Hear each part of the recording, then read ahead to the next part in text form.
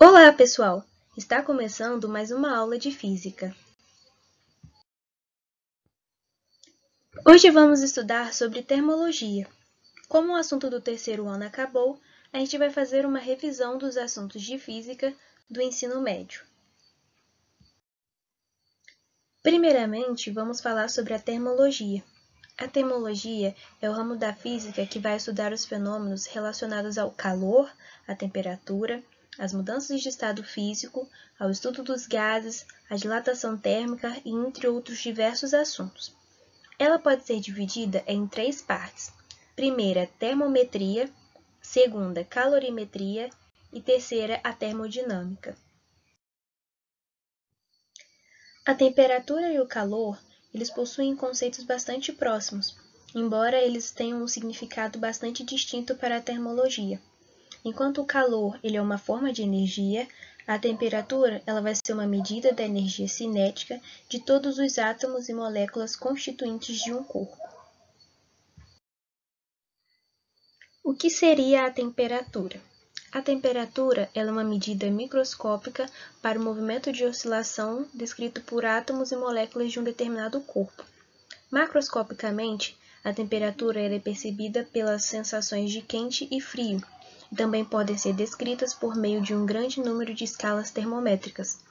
Atualmente, existem 3 escalas termométricas bastante utilizadas, que é a Celsius, Fahrenheit e Kelvin. A medida de temperatura de um corpo determina o sentido no qual o calor irá fluir. Essa forma de energia térmica ela deve sempre partir dos corpos de maior temperatura em direção aos corpos de menor temperatura, até que assim se estabeleça a condição de equilíbrio térmico entre esses corpos.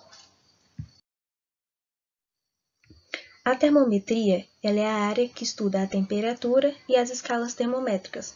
Como vimos no slide anterior, existem atualmente 3 escalas termométricas bastante utilizadas, que são as Celsius, Fahrenheit e Kelvin. A escala Celsius ela é baseada nos pontos de fusão e ebulição da água pura, os quais ocorrem respectivamente nas temperaturas de 0 e 100 graus Celsius. Essa escala foi criada no ano de 1742 pelo astrônomo sueco Anders Celsius. Ela é largamente utilizada até hoje pela maioria dos países ao redor do mundo. A escala Fahrenheit tem como pontos fixos as temperaturas de 32 e 212 graus Fahrenheit, associadas aos seus pontos de fusão e ebulição. Essa escala foi concebida pelo físico alemão Daniel Gabriel Fahrenheit, que inicialmente baseou-se na temperatura do corpo humano, a qual atribuía-se a medida de 90 graus Fahrenheit. A escala Kelvin ela foi criada e estudada pelo físico britânico William Thomson, mais conhecido como Lord Kelvin. Assim como a escala Celsius, a escala Kelvin ela é dividida em 100 partes iguais, ou seja, ela é centrígrada. O Kelvin, quando ele estava estudando essa escala e propondo ela, ele queria criar um zero absoluto, ou seja, ele queria chegar em um zero onde todas as partículas do corpo, as moléculas, os átomos, elas se encontrassem perfeitamente paradas, ou seja, elas não tivessem mais vibrando. Como vocês podem ver nessa representação que está aí nessa imagem, a gente vai ter um comparativo da escala Celsius, Kelvin e Fahrenheit. Na escala Kelvin, 373 kelvins vai ser igual a 100 Celsius e 212 Fahrenheit. E o ponto zero de Kelvin seria menos 273 Celsius e menos 459 Fahrenheit. Conversão de temperaturas. Existem relações matemáticas que podem ser utilizadas para convertermos medidas de temperaturas em diferentes escalas termométricas. A fórmula abaixo nos permite converter temperaturas escritas tanto em graus Celsius quanto em graus Fahrenheit. Como vocês podem ver aí, essa fórmula ela vai permitir que a gente possa fazer essa troca. Se eu tiver uma temperatura em Celsius, eu posso converter ela para Fahrenheit. E vice-versa, se eu tiver ela em Fahrenheit, eu posso convertê-la para Celsius. Segundo essa fórmula, TC, que é minha temperatura em Celsius, sobre 5 vai ser igual a TF, que é minha temperatura em Fahrenheit, menos 32 sobre 9. Então, nesse caso, se eu tiver uma temperatura em Celsius e quiser converter ela para Fahrenheit, eu vou substituir nesse TC a temperatura que eu tenho, que eu vou achar ela em Fahrenheit. Agora, se eu quiser descobrir a minha temperatura em Celsius, eu vou substituir a minha temperatura de Fahrenheit, que eu vou ter o meu valor, que eu vou encontrar ela, que eu vou encontrar o meu TC, minha temperatura em Celsius. Bom, a partir dessa outra fórmula, eu posso encontrar minha temperatura em Kelvin, aonde TC, que é minha temperatura em Celsius, ela vai ser igual a minha temperatura em Kelvin menos 273. Esse princípio eu posso aplicar na fórmula de cima e assim eu converter uma temperatura de Kelvin para Fahrenheit, aonde eu vou ter o meu TK, que é minha temperatura em Kelvin, menos 273 sobre 5, vai ser igual a TF, que é a temperatura em Fahrenheit, menos 32 sobre 9. Então, utilizando e brincando com essas três fórmulas, eu consigo fazer a conversão dessas três escalas de temperatura. E assim eu posso descobrir a temperatura que eu quiser e converter elas. O calor é a energia que flui a partir dos corpos que se encontrem em temperaturas maiores que as vizinhas. Quando dois ou mais corpos estabelecem contato térmico, o calor sempre fluirá de forma espontânea para os corpos de menor temperatura, até que se atinja a condição de equilíbrio térmico. O calor pode ser transferido entre os corpos por meio de três processos distintos. Ou seja, o calor ele vai ser aquela energia que vai passar de um corpo para outro, dependendo da temperatura em que eles estejam.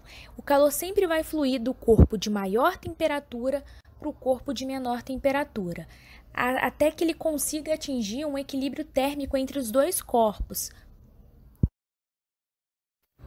O calor pode ser transferido entre os corpos por meio de três processos distintos: a condução, a convecção e a radiação. Na condução, o processo de condução de calor ocorre principalmente em sólidos, sem que haja transporte de matéria. Para que ocorra o processo de condução, é necessário contato físico entre os corpos de diferentes temperaturas. A condução também ocorre no interior dos sólidos. O contato entre moléculas permite que elas troquem energia, transferindo para parte de seu movimento de vibração para suas vizinhas. Como vocês podem ver, o processo de condução ele ocorre principalmente em objetos sólidos, onde eu vou ter que ter um objeto sólido em contato com uma fonte geradora de calor, uma fonte produtora de calor. A partir do momento que há esse contato, eu vou ter uma energia sendo transferida da fonte de calor para o meu objeto. E essa transferência de energia ela vai ser passada de molécula em molécula. Então, esse calor ele vai ser transferido de molécula para molécula, até que todas as moléculas do meu objeto sejam aquecidas. Todas as moléculas do meu objeto vão ter essa energia.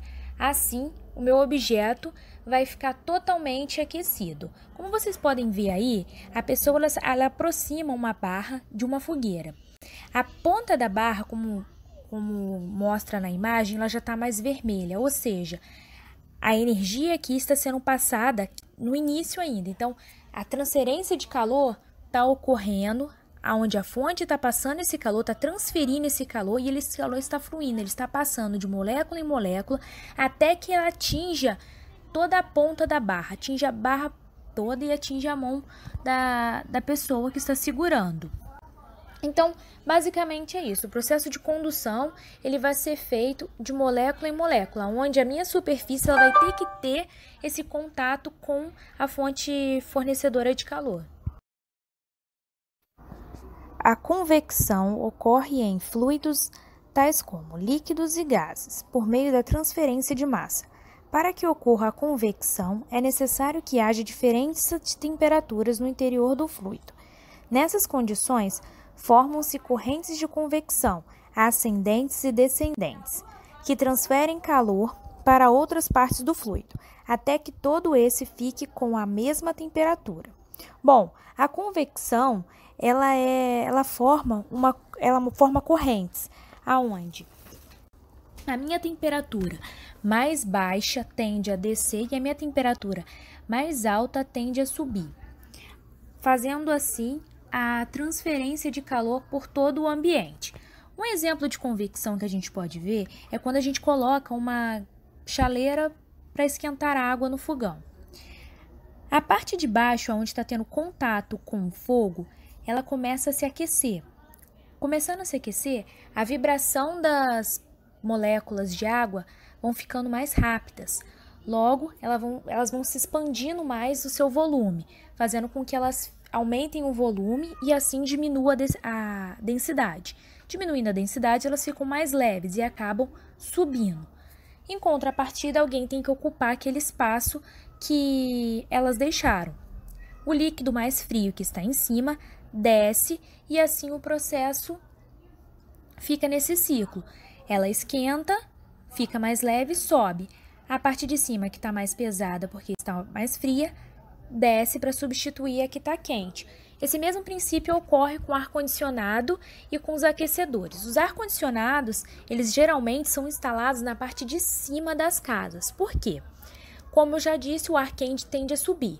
Então, a partir do momento que eu instalo o ar-condicionado na parte de cima, ele vai emitir um ar frio. Esse ar frio, ele é mais pesado, ele é mais denso, então ele tende a descer. E o ar quente que está em cima tende a subir. E assim, o ambiente de dentro da casa, o ambiente dentro do escritório, da onde o aparelho foi instalado, fica mais rápido com a temperatura desejada do aparelho, ou seja, fica mais fria. E o aquecedor é a mesma coisa, eles são instalados geralmente na parte de baixo da casa, da parede, e, como o mesmo princípio já diz, o ar quente ele vai subir e o ar frio que está em cima vai descer, tornando o ambiente mais quente. Radiação. A radiação é transmitida por ondas eletromagnéticas. Todos os corpos que têm temperaturas maiores que o zero absoluto transmitem calor por radiação. Por tratar-se de uma onda eletromagnética, a radiação é capaz de propagar-se no vácuo.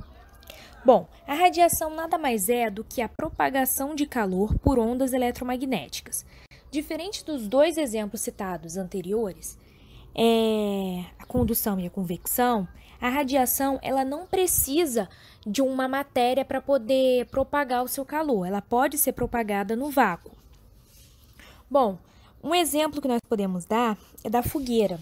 Quando a gente aproxima uma cadeira próxima a uma fogueira para sentar e se aquecer, logo, depois de algum tempinho, de alguns minutos, a gente tem que afastar essa cadeira pelo excesso de calor que a gente está sentindo. Por quê?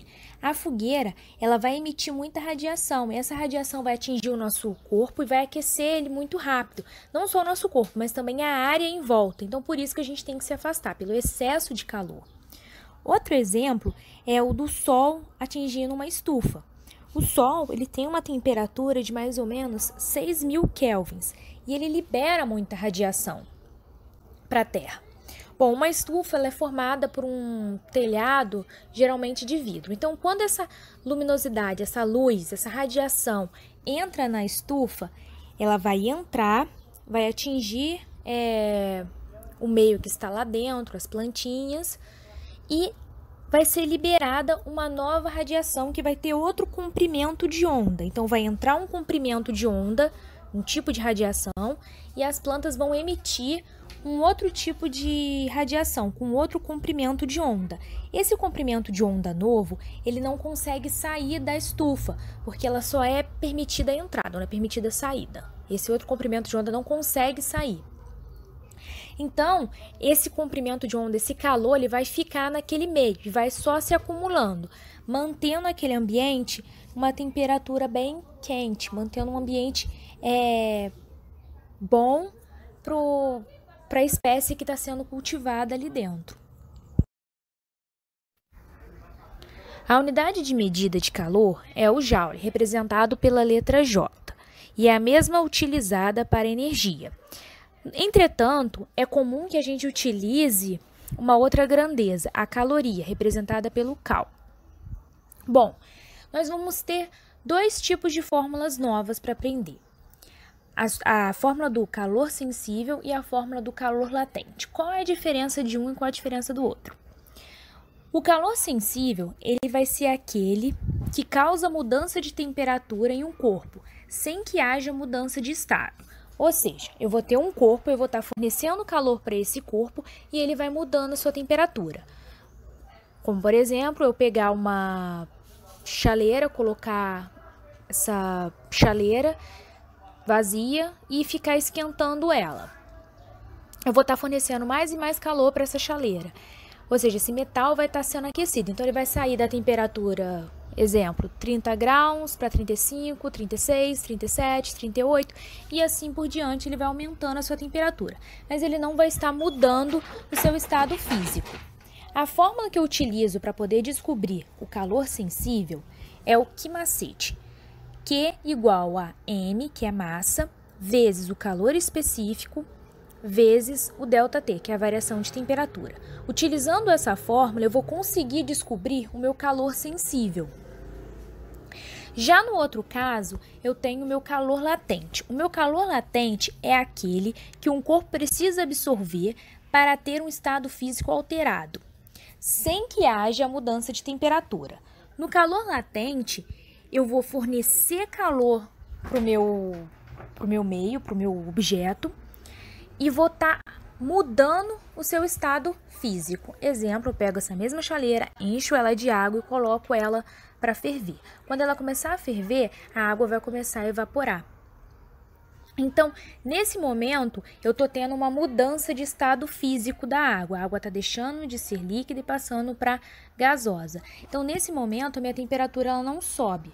O que vai acontecer vai ser uma mudança no meu estado físico. Então, dependendo da atividade que eu estiver fazendo, se eu só mexer na temperatura, só aumentar a temperatura, eu vou estar trabalhando com o calor sensível. A partir do momento que eu mudo o estado físico, eu trabalho com o calor latente. O calor latente ele pode ser descoberto pela fórmula a seguir, onde Q, que é o meu calor sensível, vai ser igual a M, que é a massa, vezes o calor latente. É o famoso Q-mole. Bom, agora nós vamos fazer alguns exercícios para fixar um pouco a matéria. Exercício número 1. Em um termômetro calibrado na escala Celsius, mede-se uma variação de 20 graus Celsius. Tal variação, se medida em escala Fahrenheit, seria de, letra A, 100 Fahrenheit, 36 Fahrenheit, 50 Fahrenheit ou 12 Fahrenheit. O exercício ele não quer que a gente faça a conversão de temperaturas. Ele não quer que a gente converta 20 Celsius em Fahrenheit. Pelo contrário, ele quer que a gente descubra quanto que foi essa variação de temperatura. Na temperatura em Celsius, a gente sabe que ela é dividida em 100 partes iguais. E teve um aumento de 20, ou seja, ela teve uma variação de 20%. Quanto que seria 20% na escala Fahrenheit? Então, para fazer essa conta, a gente vai ter que saber em quantas partes a escala de Fahrenheit se divide. Se a gente fazer a conta, a gente vai descobrir que ela se divide em 180 partes, diferente da Celsius, que são 100. Então, a gente vai fazer uma conta. 180 é igual a 100%.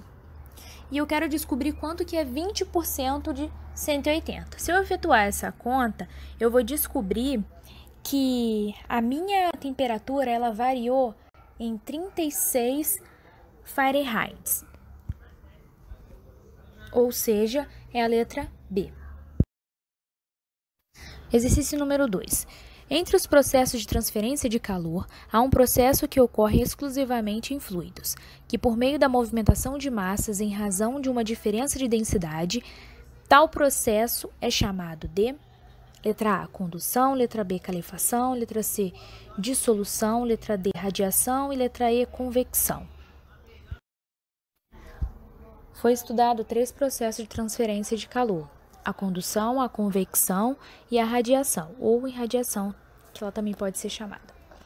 Bom, o processo que é realizado em fluidos, especificamente em fluidos, é o processo de convecção, onde o calor ele vai ser transferido de acordo com a movimentação das massas. Logo, a resposta certa é a letra E, convecção. Exercício número 3. Um corpo A, homogêneo, de massa 200 gramas, varia sua temperatura de 20 graus Celsius para 50 graus Celsius, ao receber 1.200 calorias de uma fonte térmica. Durante todo o aquecimento, o corpo A manteve-se na sua fase sólida. Um outro corpo B, homogêneo, constituído da mesma substância do corpo A, tem o dobro de sua massa. Qual é, em calorias por graus Celsius, o calor específico da substância de B?